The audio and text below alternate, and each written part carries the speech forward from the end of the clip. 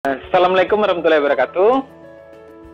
Pada kesempatan ini kita akan membahas salah satu bentuk algoritma yaitu bentuk perulangan. Seperti yang kita ketahui, struktur dasar algoritma ada tiga. Yang pertama runtunan, yang kedua pemilihan, dan yang ketiga yaitu perulangan. Pada kesempatan ini kita akan membahas tentang perulangan.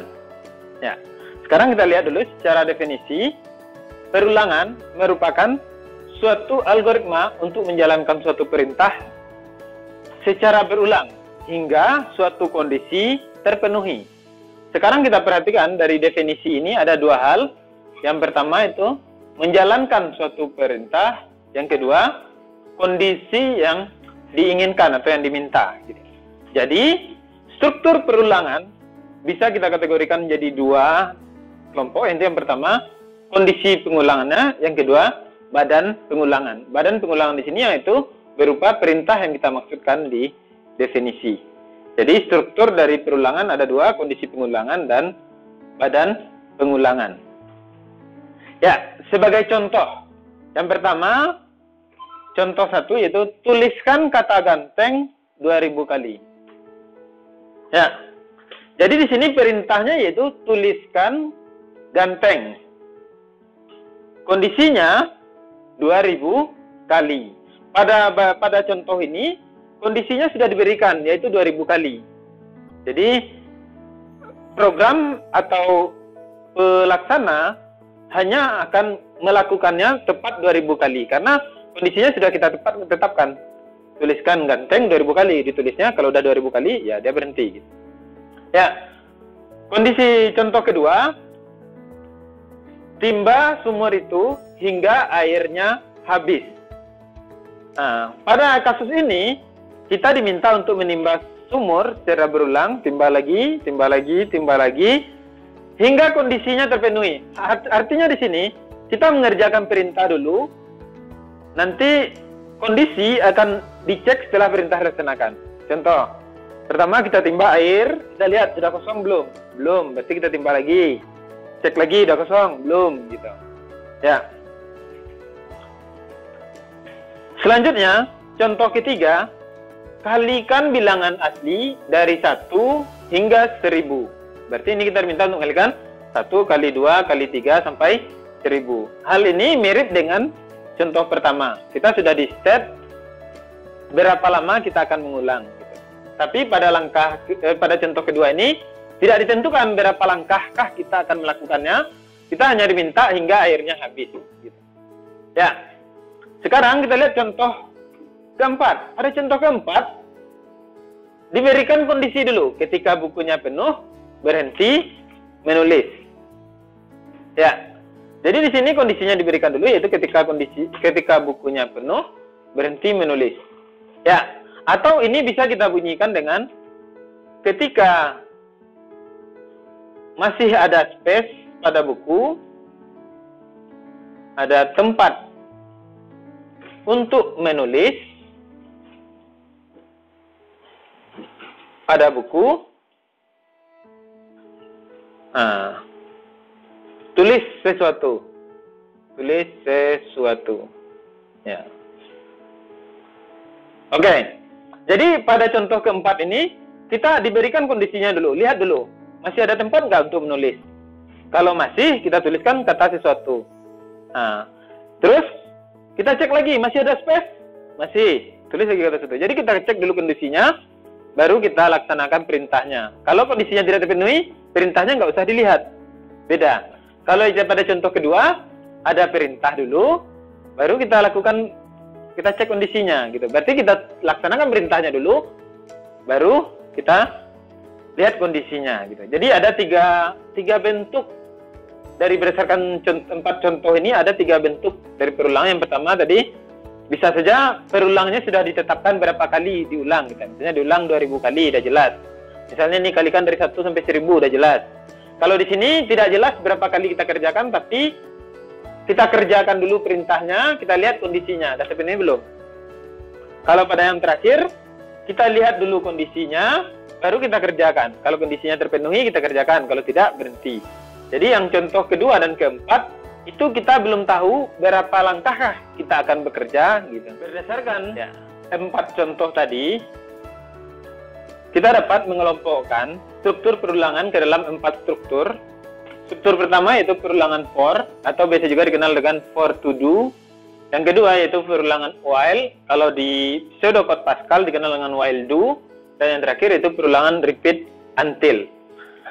Ya, sekarang kita lihat strukturnya satu persatu secara flowchart dan secara pseudocode. Untuk perulangan for, itu kita diberikan nilai awal dulu. Nilai awal atau kondisi awal. Kemudian kita cek apakah kondisi awal ini masuk ke dalam anggota yang kita persyaratkan. Misalnya syaratnya bilangan dari 1 sampai 10. Apakah nilai awal ini masuk dari 1 sampai 10? Jika ya, kita jalankan perintahnya. Jika kemudian selanjutnya kita cek lagi. Naik menjadi otomatis naik sesuai dengan kondisi yang kita tetapkan. Biasanya bisa kita buat kondisinya naik setiap 2, naik setiap 1, dan seterusnya. Ya. Oke.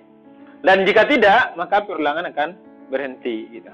Jadi jika kondisinya setiap nilai yang kita berikan, misalnya mulai dari inisialnya 1, kalau 1 anggota S, perintah jalan, berubah jadi 2, kalau 2 anggota S, jalan lagi, 3 anggota S, jalan lagi, sampai nilainya nanti bukan anggota S, baru dia berhenti. Sementara untuk pseudocode-nya, itu yaitu berbentuk for, nilai awal, to, batas, do, perintah. Bentuk perulangan for juga ada yang dibuatkan dalam bentuk, jadi ada 2, yaitu for, to, for, nilai awal, to, nilai akhir, do, dan ada juga yang membuat for, nilai akhir, to, maksudnya for, nilai awal, turun, down, to, kondisi akhir, do. Nah, setelah do kita jalankan perintahnya. Berarti di sini ada perintah. Di sini perintah. Oke. Yang kedua, ada bentuk perulangan while. Pada perulangan while, kita sebelum melakukan pengulangan, kita lihat dulu kondisinya. Jadi agak mirip juga dengan perulangan for, tapi kalau di perulangan for sudah kita tetapkan dulu kondisinya selama dia menjadi anggota S, gitu. Tapi pada perulangan while, kita cek dulu kondisinya, kemudian perintah kondisi. Jadi di sini kita harus membuat kondisinya itu bergerak. Jika tidak bergerak, kalau seandainya kondisinya sekali terpenuhi, dia akan berputar terus tanpa henti. Karena itu di sini ada 2 perintah. Yang pertama perintah yang akan dilakukan, yang kedua perintah untuk mengubah kondisinya atau melanjutkan kondisi ke kondisi selanjutnya. Kemudian berulang. Jika kondisi sudah terpenuhi, maka berhenti.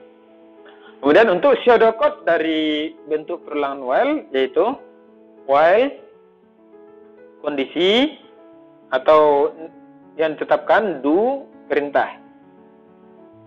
Kemudian yang terakhir, berkebalikan dengan perulangan while, yaitu perulangan repeat until. Jadi pada perulangan repeat until, kita diberikan nilai awal, kemudian kita langsung melaksanakan suatu perintah.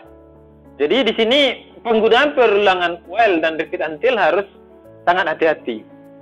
Bagaimana kalau nanti perintahnya ini tidak sesuai dengan yang kita inginkan, gitu. Begitu juga dengan di sini. Bagaimana kalau kondisinya tidak terpenuhi langsung, berarti dia langsung berhenti.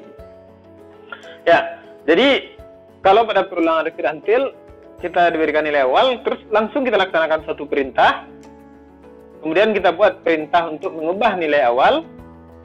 Kemudian baru kita cek apakah kondisinya terpenuhi.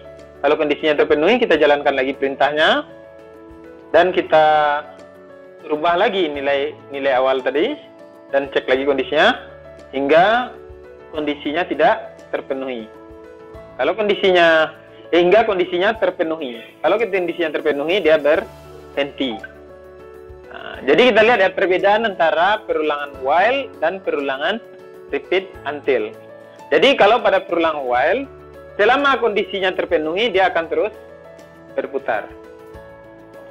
Pada perulangan repeat until, terbalik. Ketika kondisinya terpenuhi, dia langsung berhenti.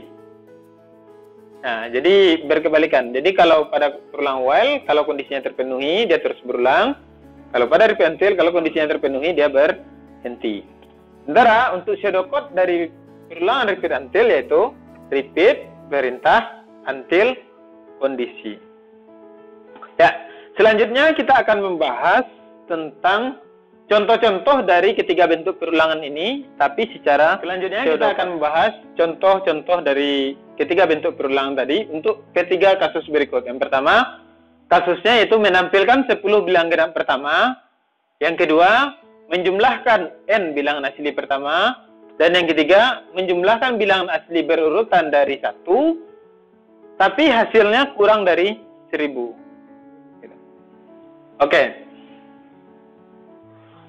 Oke, kita lihat untuk kasus yang pertama, yaitu menampilkan 10 bilangan genap pertama. Kita lihat dengan perulangan for.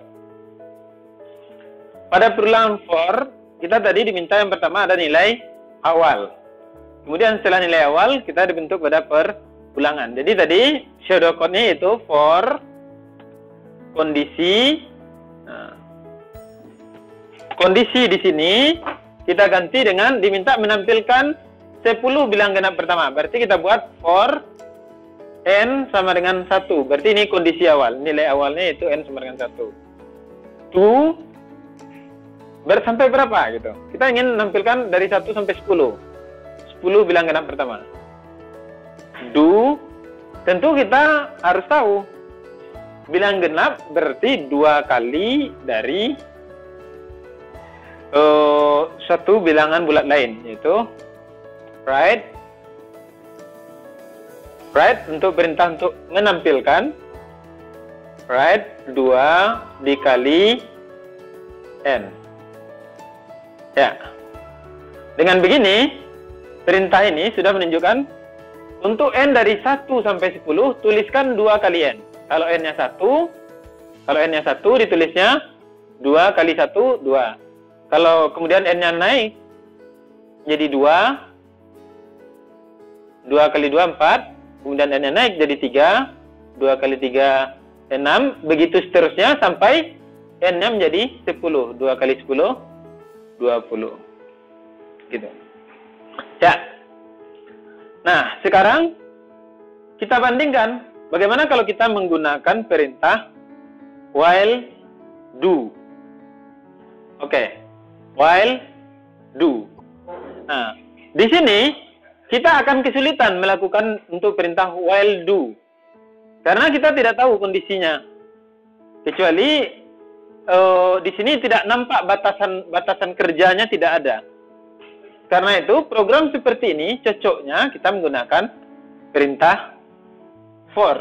Perhatikan untuk bentuk while dan repeat until kondisi batas tidak nampak. Kondisi batas tidak nampak. Jadi kalau kita paksakan membuatnya dengan while do atau repeat until, kita harus terlebih dahulu melakukan perhitungan dulu gitu, baru bisa gitu. Ya. Contoh kedua, sama halnya perintahnya di jumlah n bilangan asli pertama. Ada 2 perintah di sini, yaitu jumlah dan bilangan asli pertama.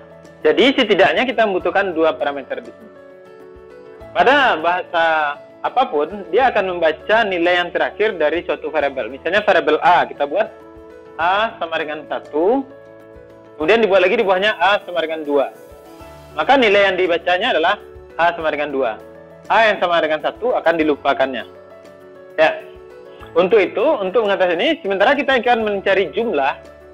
Jumlah ini nanti kita akan menjumlahkan bilangan secara berulang, tapi kita membutuhkan nilai awal dari jumlah. Agar tidak merubah perhitungan, kita tetapkan nilai awal dari jumlah itu adalah 0. Jadi kalau kita buatkan pseudocode dari perintah ini, itu kita ada lagi beberapa titik, ada beberapa perintah sebelumnya, yaitu kita buat dulu kondisi awalnya itu, misalnya jumlah sama dengan 0. Kita tetapkan jumlahnya 0 dulu. Kemudian kita lakukan perintah for. N sama dengan 1 to, kalau N bilangan sisi pertama berarti belum tahu batasnya, misalnya kita buat 1000 bilangan sisi pertama, to 1000 do. For N sama dengan 1 to 1000 do, berarti dia akan dari 1 sampai 1000 dia akan melakukan jumlah sama dengan jumlah ditambah N.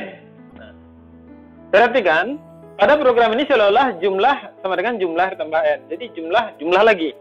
Ya, jumlah yang di luar adalah nilai jumlah yang baru, sementara jumlah yang di dalam adalah nilai jumlah sebelumnya. Misalnya, pada kondisi awal, jumlah yang di dalam ini akan bernilai 0, karena nilai awal dari jumlah adalah 0.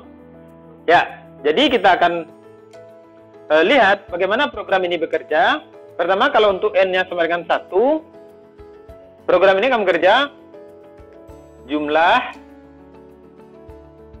sama dengan 0 tambah 1. Berarti nilai jumlah yang baru adalah 1. Kemudian program ini akan looping berputar, N-nya sampai 1000 tadi naik N jadi 2. Maka jumlah yang baru, jumlah sama dengan jumlah yang sebelumnya 1 ditambah 2 karena N-nya 2. Kemudian programnya akan lihat lagi, N3 masih masuk? Masih. N sama dengan 3, maka jumlah sebelumnya itu 1 tambah 2 ditambah dengan nilai N yang baru, karena jumlah sama dengan jumlah tambah N tambah 3. Begitu seterusnya, nanti ketika N sama dengan 1000 dia akan menjadi jumlah sama dengan 1 ditambah 2 ditambah 3 tambah sampai 1000. Oke. Seperti yang dikatakan tadi, dengan perintah seperti ini kita tidak dapat menerapkan model atau bentuk while atau repeat until. Ya. Oke. Kita lanjut ke perintah 99. Ketika jum 999 untuk contoh ketiga, kita diminta untuk menentukan algoritma dari jumlah bilangan asli berurutan dari 1 hingga jumlahnya lebih dari 1000. Jadi kita berhenti kalau jumlahnya sudah lebih dari 1000. Jadi kita akan menambahkan bilangan asli dari 1 tambah 2 tambah 3 tambah 4 tambah 5 dan seterusnya hingga jumlahnya lebih dari 1000. Ya, di sini juga kita perhatikan ada beberapa hal. Jumlah bilangan asli berurutan ini adalah variabelnya. Sementara kondisi batasnya itu jumlahnya lebih dari 1000. Jadi variabelnya ada 2, sama dengan contoh sebelumnya. Ya, pertama kita akan membuatkan program ini dengan dengan kode while. Kita akan membuatkan algoritmanya dengan kode while, pseudocode-nya. Pertama ada beberapa perintah sebelumnya. Dan kita lihat, kita definisikan variabel pertama yaitu jumlah, saya definisikan dengan jum. Tentu nilai awalnya kita berikan 0, sama dengan ide yang sebelumnya. Kemudian berbeda dengan pada kode bentuk for to do. Kalau pada bentuk for to do, N-nya otomatis bergerak dari 1, 2, 3 dan seterusnya. Sementara pada while, N-nya kondisinya tidak otomatis bergerak. Jadi kita perlu memberikan nilai awal untuk N, yaitu kalau kita ingin jumlah dari 1 berarti N-nya sama dengan 1 permulaannya. Dan nanti kita perlu memberikan perintah penggerak N ini, karena pada kode while N tidak bergerak secara otomatis. Jadi kita buat while jum, karena kita ingin jumlahnya lebih dari 1000, ya kita akan bekerja ketika jumlahnya masih kurang dari 1000. Do, ketika jumlahnya masih di bawah 1000, lakukan. Apa yang dilakukan? Yaitu tambahkan jum sama dengan jum ditambah N. Artinya, jum ini adalah jum yang baru, jumlah yang baru, ya ini jumlah yang lama pertama 0, N-nya 1. Berarti pertama N tambah 1. Kemudian, seperti yang saya katakan tadi, N-nya tidak bergerak otomatis di sini. Sehingga, kalau kita biarkan seperti ini saja, maka jumlahnya itu akan terus. Jum sama dengan 0 tambah 1. Naik, jum sama dengan 1 tambah 1.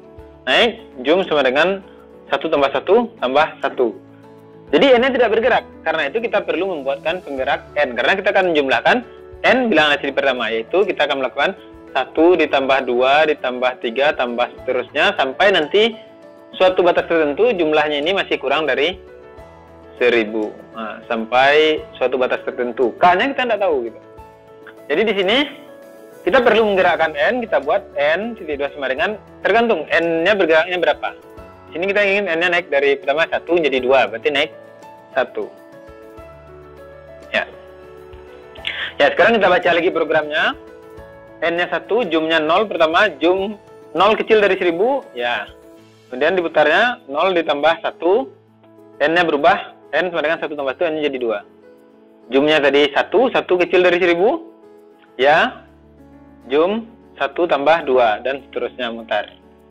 Ya. Sekarang kita buatkan kode ini dengan perintah repeat until. Kita lihat perbedaannya. Yang pertama, kondisi awalnya sama. Jum sama dengan 0. N sama dengan 1. Kita perlu pula membuatkan kondisi awal penggeraknya. Kita lihat repeat, apa yang kita ulang. Nah, repeat, ini perintah untuk repeat. Repeat, apa yang akan kita ulang? Kita akan menjumlahkan jum berulang. Jum ditambah n.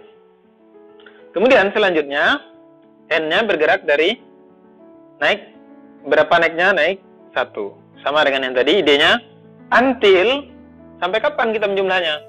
Kalau tadi sampai ketika jumlahnya masih di bawah 1000, kita tambahkan terus. Kalau di sini kita akan menjumlahnya sampai kapan?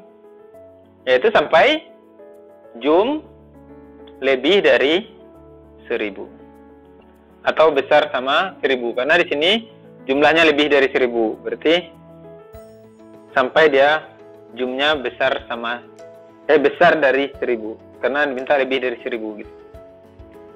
Ya, jadi kedua program ini akan menghasilkan hal yang sama walaupun secara perintah berbeda. Yang kalau di sini dicek dulu kondisi, kalau di sini dijumlah dulu baru dicek kondisinya. Ya. Oke.